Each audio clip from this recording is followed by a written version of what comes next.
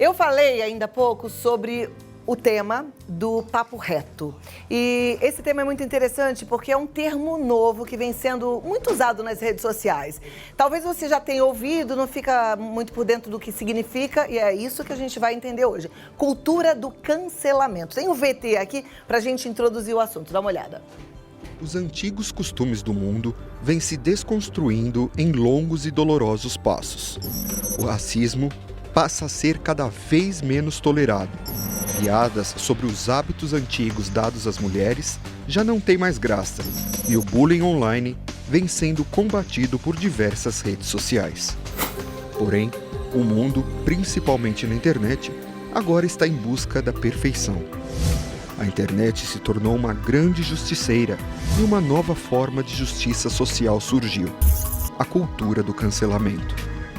Hoje, em redes sociais como o Twitter, vemos diversos famosos ou influenciadores digitais serem cancelados, ou seja, sendo excluídos da sociedade para determinada pessoa ou grupo, deixando de existir na vida delas e não permitindo que elas sigam suas vidas sem a devida punição.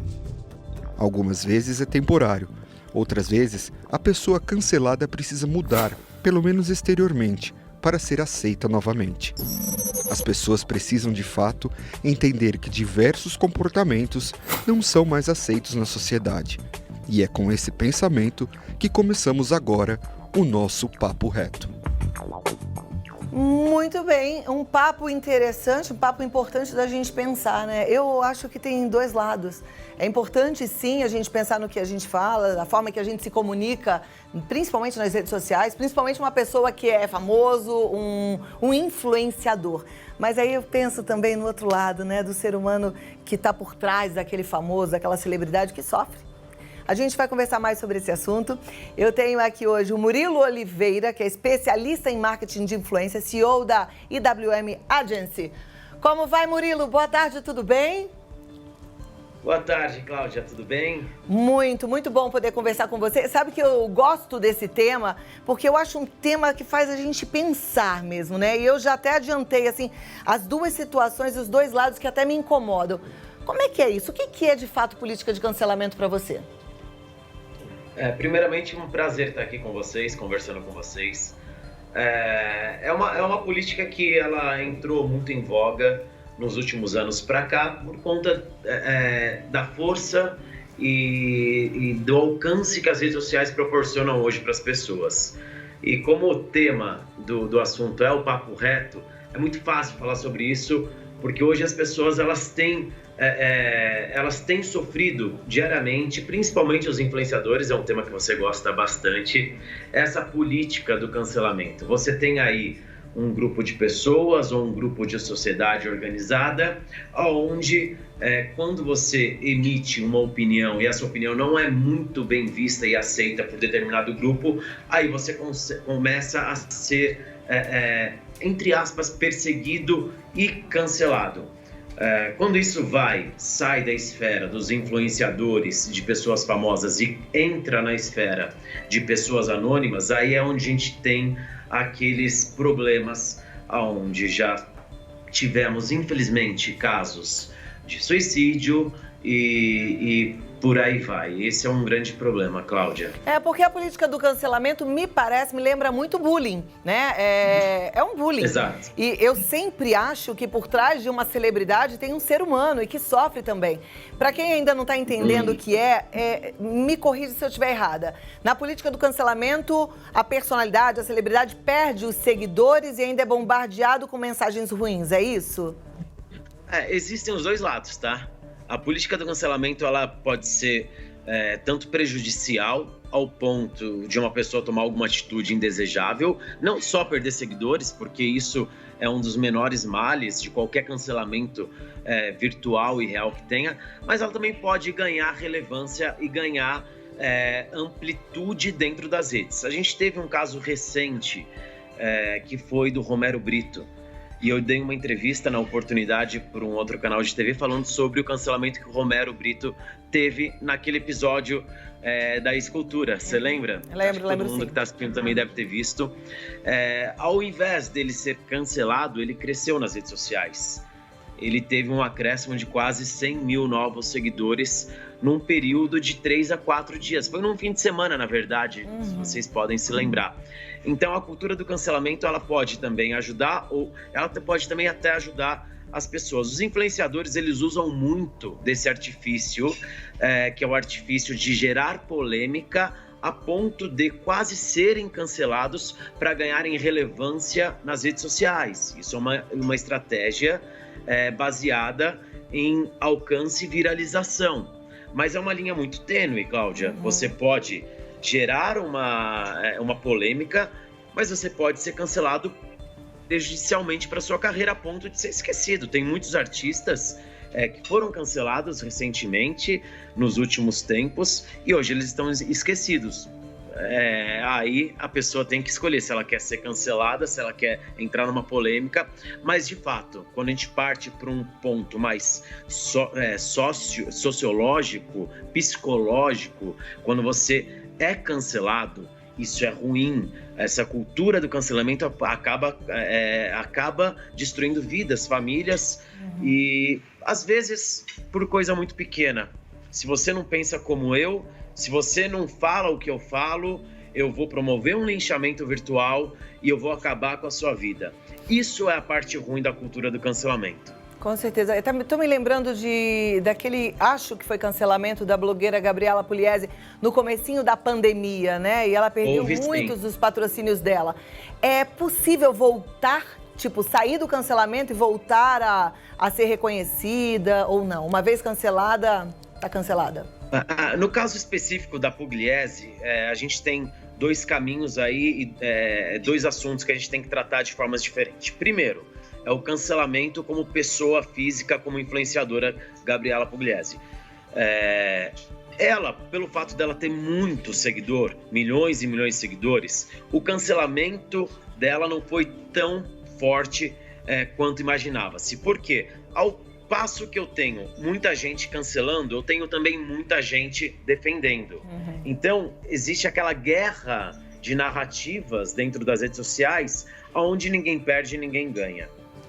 No que tange a audiência e engajamento social, ela não perdeu quase que nada. Mas tem um outro lado, que são os contratos publicitários. Este sim, os influenciadores vivem dele. E aí sim, pelo que a gente pôde contabilizar, ela perdeu quase que 14 contratos publicitários. E aí, financeiramente falando, sim, é uma grande perda.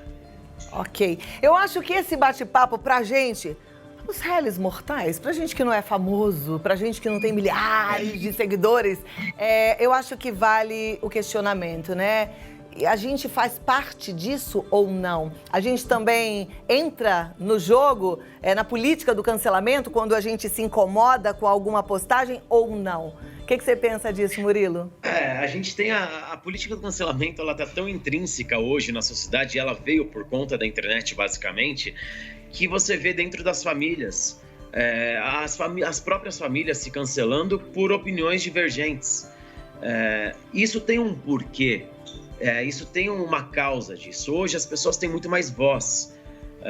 Eu consigo falar muito mais e ser ouvido muito mais. Eu tenho hoje um Facebook, um Instagram, um Twitter, aonde o que eu falo repercute, por mais que eu não seja influenciador, mas existe uma repercussão. Ainda mais no Facebook, onde o ciclo de relacionamento ali, hoje é muito familiar e de amizades. As pessoas dentro do Facebook, elas são influenciadoras da própria plataforma dentro do seu ambiente. É isso mesmo. Então, a cultura do cancelamento, ela chega até os meros mortais, sim, e ela acaba interferindo no círculo familiar e de amizades, principalmente. Isso é muito ruim. E a gente vê muito isso na política, né, Murilo? Mas segura aí um pouquinho, daqui a pouco a gente volta para conversar mais.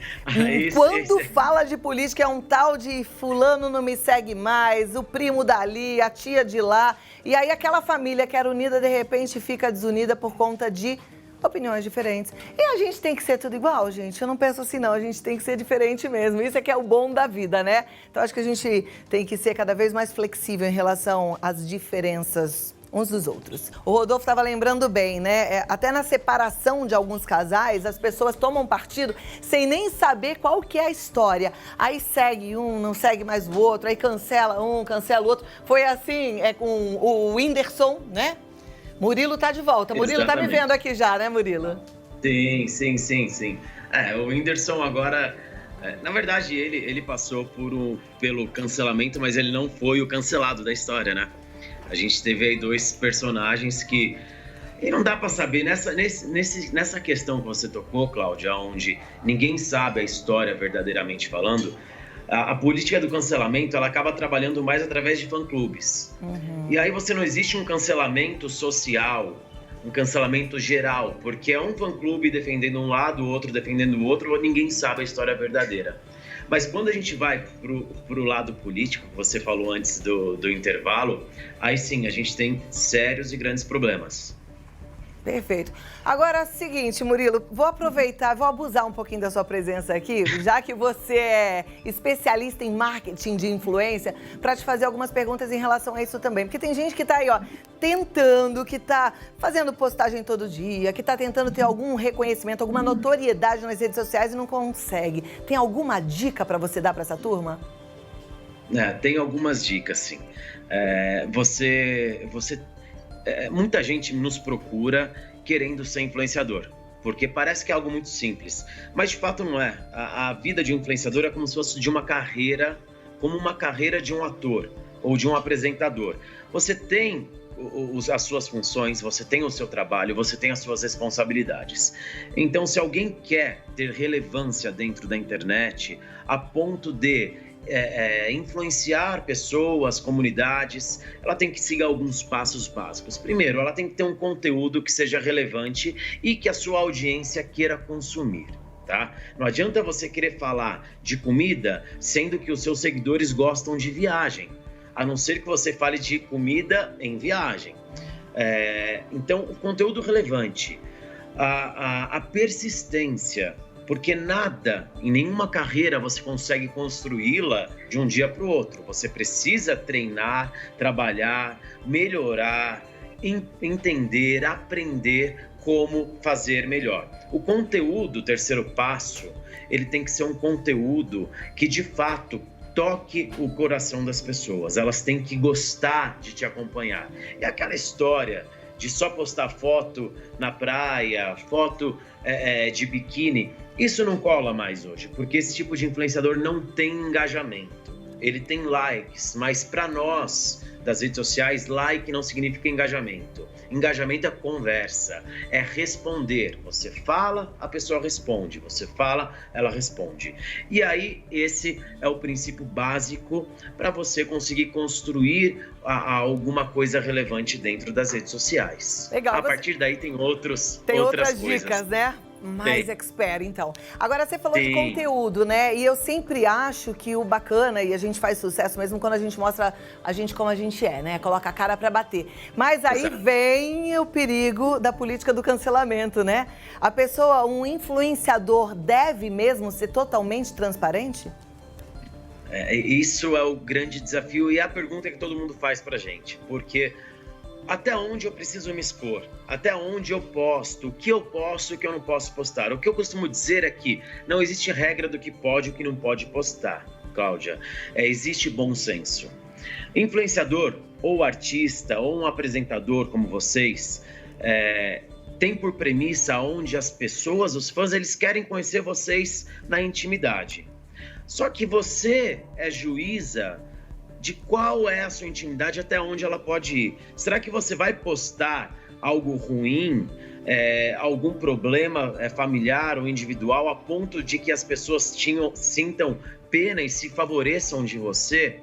Isso tudo são escolhas que a pessoa faz. De fato, pessoas públicas, seja na internet ou na TV, elas têm, por consequência, postar tudo que elas vivem.